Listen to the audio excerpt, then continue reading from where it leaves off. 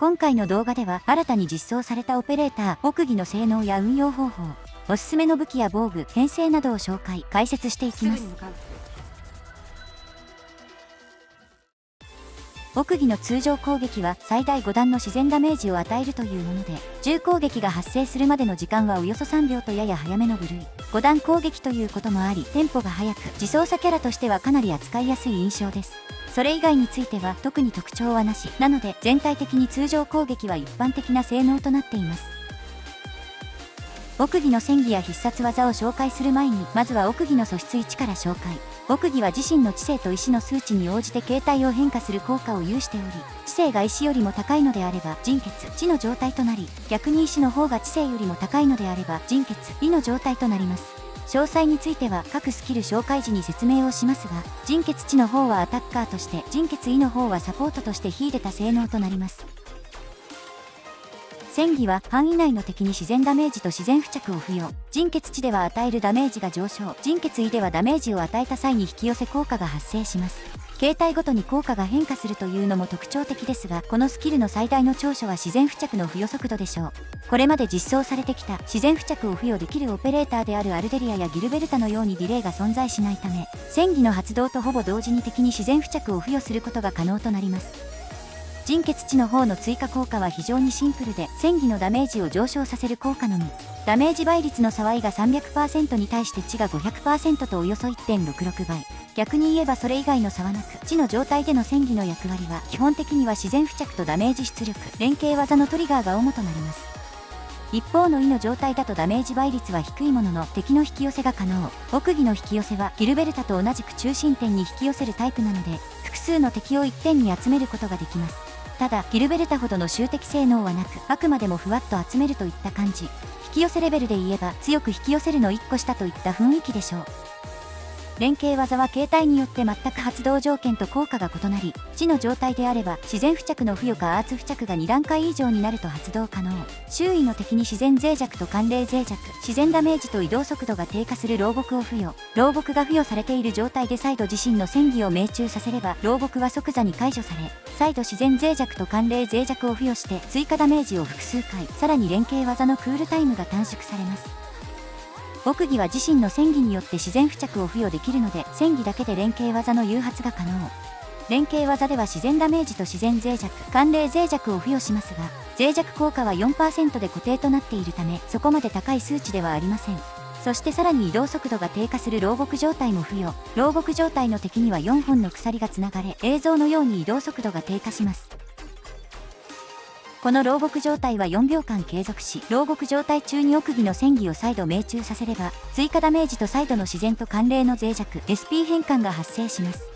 この際に発生する追加の脆弱は重複するとはいえ、こちらも 2% とかなり控えめなのであくまでもあるという程度。ただ、変換される SP は最大で30とやや大きめ、また追加のダメージ倍率も 500% と、実質的には戦技をさらに追加でもう1回発動していることになるので、知の状態であれば、この戦技、連携技、戦技が流れの一つとなります。意の状態では敵にアーツ付着が付与された時に発動可能。周囲の敵に自然脆弱と寒冷脆弱を付与、自然ダメージを与え、移動速度低下の牢獄状態を付与。さらに牢獄状態を付与した時に引き寄せが発生し、意志の数値が高いほど自然脆弱と寒冷脆弱の効果が上昇します。牢獄の継続時間は知の状態が4秒なのに対して意の状態だと6秒。意の状態では途中で牢獄を戦技で中断する必要があるので、拘束能力はこちらの方が上。また追加の脆弱効果も最大で 8% まで上昇します。ただし最大となる 8% を達成するには意志の数値は640以上とやや高め。ステータスを意志の方に強く寄らせると、それに応じて知性の数値が下がり、奥義の火力が下がるので、このあたりはトレードオフと言えるでしょう。必殺技は発動と同時に範囲内の敵に範囲ダメージを与え、知の状態であれば強制的に腐食を付与、意の状態であれば敵に付与されているアーツ付着と同じアーツ付着を付与。さらに必殺技継続中に重攻撃または襲撃を敵に与えることで追加のダメージが発生。この追加のダメージを2回発生させることで追加の必殺技が発動可能となり、発動させることで追加の必殺技によって範囲自然ダメージを敵に与えるという効果。奥義の必殺技の各形態の効果は上記の通りで、地の形態であれば腐食を用いて敵の耐性を低下させ、自身を含めた編成全体の火力を相対的にさらに高める性能に対して、異の形態であればアーツ付着を追加で1つ付与して他のオペレーターの戦技などにつなげるという性能。また、異の方の最大ダメージ倍率は 360% の一方で、地は 1440% と圧倒的な倍率を誇ります。さらに素質2の効果で必殺技期間中は 24% のアーツ増幅を獲得するので、総じて極限にまで火力のみを引き上げていく組み合わせとなっています。一方の異の方は必殺技の追加効果は先ほど述べたアーツ付着のみと控えめな性能で、あくまでも支援技といった形。ただ、こちらは素質2の効果が非常に強力で、最大 12.8% の自然と寒冷の脆弱を必殺技発動時と追加の必殺技発動時に付与することができます。脆弱効果の継続時間は10秒間となっており、バーストを行うのであれば必要十分な時間。ただ、こちらも脆弱効果が最大となるには石が640必要となるのでやや高め。容易に達成できる560でも 11.2% となっているので、装備や編成次第ではある程度妥協してしまってもいいかもしれません。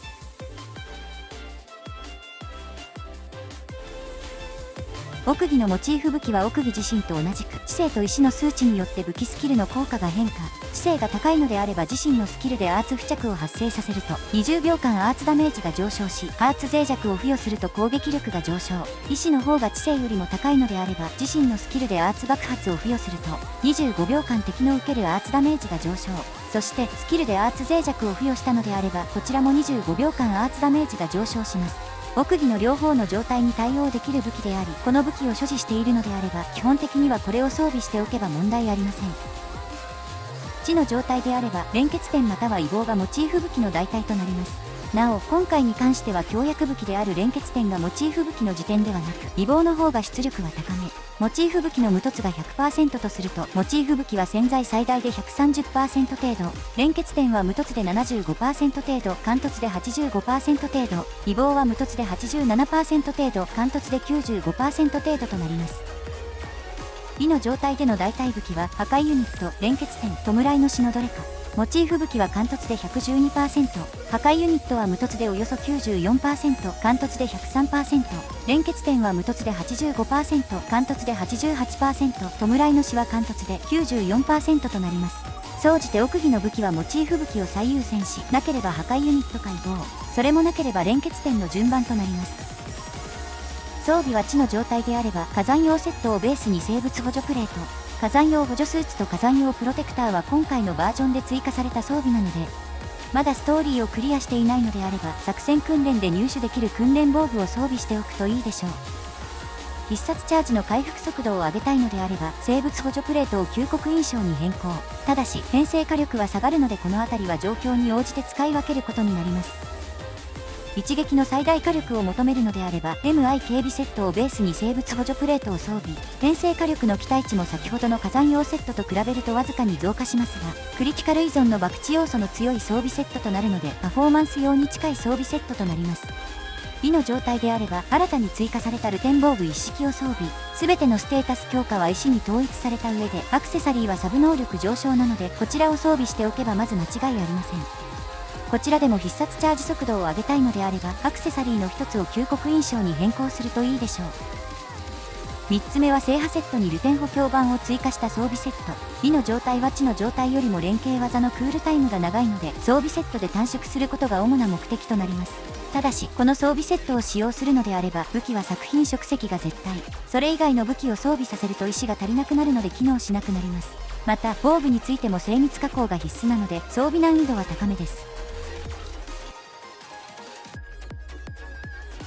編成紹介の前に奥義の装備の方をあらかじめ紹介。今回の編成紹介では人血地つまりアタッカー編成の場合は左側の装備を、人血位つまりサポート編成の場合は右側の装備を使用。各装備間には互換性はなく、アタッカー編成でサポート編成の装備をするなど逆の装備を採用すると編成がうまく回らなくなる点にはご注意を。まずは奥義とタンタンのダブルアタッカー編成の紹介。在費の装備については知性が1100を優に超える装備セットがありますが、そちらはかなりロマンに偏った装備なので今回はこれまで通りのキメラセットを採用。とりあえず今回は装備セットの更新はなしとします。タンタンはこれまでと同じく骨砕セットの火力装備か扱いやすさ重視の制覇装備のどちらかを選択。ギルベルタはルテンベースの脆弱を付与するデバッファーとして運用します。通常時のコンボの流れとしては、初動はタンタンの戦技と連携技を発動。その後、少しだけ間を置いてから財飛の戦技を発動させ、財飛の連携技を重攻撃2回で誘発させます。ここで注意する必要があるのが、タンタンの連携技のクールタイムが終了する前に財飛の連携技は使用しないこと。クールタイムが終了する前に財飛の連携技を発動させてしまうと、タンタンの2回目の連携技を誘発することができず、火力が下がってしまいます。ただ、注意する必要があるのは最初だけ。以降は財飛の連携技発動にタンタンの連携技のクールタイムが間に合うようになります。2サイクル目以降はタンタンの淡水が2つ溜まっている時はタンタンの戦技を財飛の連携技の後に使用。溜まっていない時は奥義の戦技を使用してダメージを稼ぎます。つまり財飛の連携技から奥義ルートとタンタンルートの2つがあるというわけです。両方同時に戦技を発動させてしまうと次のサイクルの財飛の戦技が発動できず遅延が発生してしまうので注意しましょう。必殺技の方はまずはじめに奥義の必殺技を発動。その後重攻撃を2回行い必殺技の2段階目を解放しておきます。2段階目解放後にギルベルタと財飛の必殺技を使用してバフとデバフを付与。その後タンタンの必殺技を使用した後に奥義の必殺技を使用してジャンプ攻撃でフィニッシュとなります。理想的には合間に挟まる連携技を全て使用し淡水が2つある状態で奥義の必殺技を使用することですが、ギルベルタのデバフの時間がかなりギリギリなので必殺技のみで済ませてしまってもいいかなといったところ、ジャンプ攻撃も理想を言えば奥義の必殺技の前ですが、この辺りは各自で調整してもらえればと思います。コンボの流れは上記の通り、チャートを可能な限り書き出した結果レシートになってしまった点はご了承を。今後何か対応策がないか考えておきます。ギルベルタの枠はペリカでも可能。この編成の場合ルテン枠だったギルベルタがいなくなってしまうので財飛の装備をルテンセット足す旧国防具に変更します。コンボチャートに関してはギルベルタの時とほぼ同じ弔いの死のバフを奥義とタンタンの必殺技に乗せたいので財飛、ペリカ、タンタン、奥義の順番で必殺技は使用してください。必殺技フェーズ中はギルベルタの時よりもかなり余裕があるので各種連携技や戦技を含めるのであればこちらの方が扱いやすいでしょう。よりシンプルな構成を求めるのであればタンタンの枠を明け繰りに変更することで低レアかつ操作が非常にシンプルな構成に切り替えることができます。この編成で戦技を使用するのは奥義と財飛のみ。財飛の戦技は連携技で消費するたびに使用。奥義の戦技はペリカの連携技が発動した後に戦技、連携技、戦技の順番で使用します。チャート自体はこれだけですが一つ注意点として SP がややカツカツなのでペリカの連携技はすぐに発動するのではなく財飛の連携技と一緒に発動するように心がけると良さげ。それ以外で気をつける場所は特にないのでかなり扱いやすいかと思います。なお極論を言ってしまえば財飛の戦技すらも省略可能でペリカの連携技と奥義の戦技と連携技だけで回すこともできるので回復がいらないといった場合や SP 管理が面倒なのであれば財飛の部分をカットしても構いません。必殺技チャートの方は少しだけややこしめ。まず最初に奥義の必殺技と財飛の戦技を使用。奥義の必殺技2段階目と財飛の連携技が発動可能となったタイミングで財飛とペリカの連携技を使用。続けて財飛とペリカの必殺技を使用した後に奥義の戦技と連携技を使用。最後に再度奥義の必殺技を使用するという流れです。後半部分が少しせわしないので操作が厳しそうであれば奥義の戦技と連携技をカットしても構いません。ダメージの上乗せができるのでスキルは発動するに越したことはありませんが必殺技を当てる方がよほど重要です。コンボの流れは上記の通り、こちらは特に通常フェーズは非常にシンプルなので扱いやすいかと思います。続けて奥義をサポート役人血異の状態で使用する編成を紹介。この編成ではロッシがメイン火力役を務めることとなり他の3人はサポート役に徹する形。奥義は脆弱付与役としてではなく自然付着を用いてのトリガー役と腐食付与役として動くことになります。この編成のコンボチャートは緩急が非常に激しく SP ゲージが2本溜まった時のみ全ての戦技と連携技を放つ形。初動はカミーユの戦技を用いて奥義の連携技を誘発させて即座に奥義の戦技を発動。奥義の戦技によって腐食2が発生しカミーユとギルベルタの連携技が誘発されてリンクを獲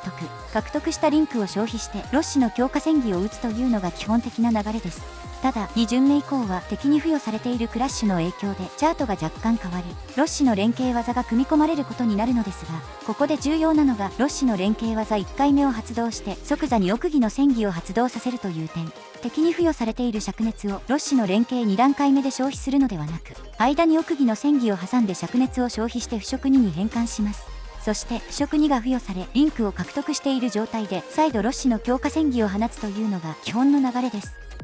必殺技のチャートは非常にシンプルな代わりに時間勝負。最初にカミーユの必殺技を使用して必殺技終了後にギルベルタの戦技を使用。即座にカミーユの強化戦技を使用してリンクを獲得。すぐにロッシの必殺技を使用して奥義の必殺技の流れ。各種バフやデバフが付与されていればロッシの総ダメージは100万を超えるので相手の HP ゲージが吹き飛びます。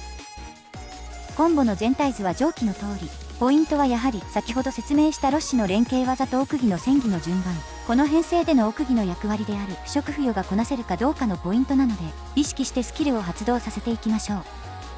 続いてラストライトをメインアタッカーに据えた編成。こちらでは奥義はアーツ付着と寒冷脆弱の付与が役目となります。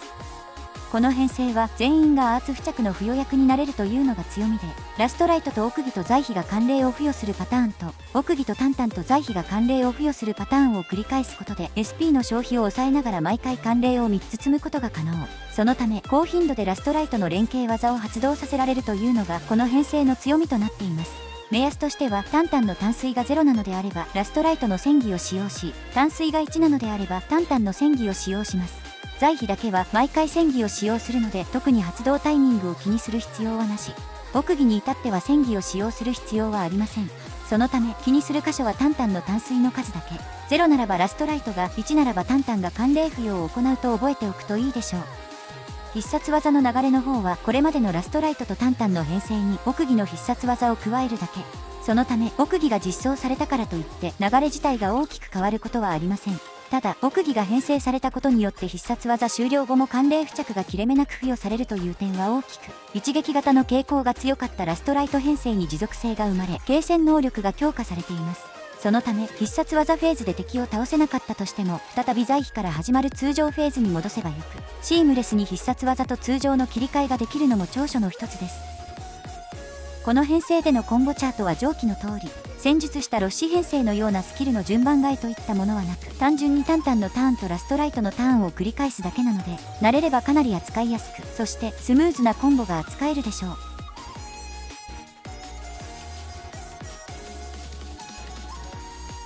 奥義のスキル特化の目安は通常攻撃以外は全て特化3、地の状態なのであればダメージ出力が特定のスキルに偏っているということはなく、全てほぼ均等に散らばっているのでいずれのスキルも火力出力の上昇に寄与してくれます。一方で異の状態であれば連携技の特化が最優先なので、どちらの状態を使うにしても連携技の特化はしておきましょう。潜在1は連携技が強化されダメージ倍率が上昇、地の方は SP 変換が強化、異の方は脆弱効果の上昇。潜在強化の目標の1段階目としてはおすすめ。潜在2は知性と意志、パーツ強度が上昇。潜在3は素質2の効果が強化、腐食の持続時間の延長と最大耐性値が上昇。腐食のループを組みたい場合には強力な潜在強化となってくれるでしょう。潜在4は必殺チャージ量が減少。潜在5段階目は必殺技を強化、地の状態であればパーツ増幅を獲得。必殺技2段階目のダメージ倍率が上昇。異の状態であれば自然と寒冷の脆弱を強化。必殺技2段階目中、連携技がクールタイムであればクールタイムを短縮。奥義の潜在強化の中では最も火力が上昇する潜在となっています。総じて奥義をアタッカーとして運用するのであれば無凸と比べると性能は 1.3 倍程度上昇、サポートとして運用する場合はやや控えめで 1.15 倍程度といったところ、補助として見るのであれば一般的な上昇量に収まっています。以上で奥義の紹介と解説を終わります。ご視聴ありがとうございました。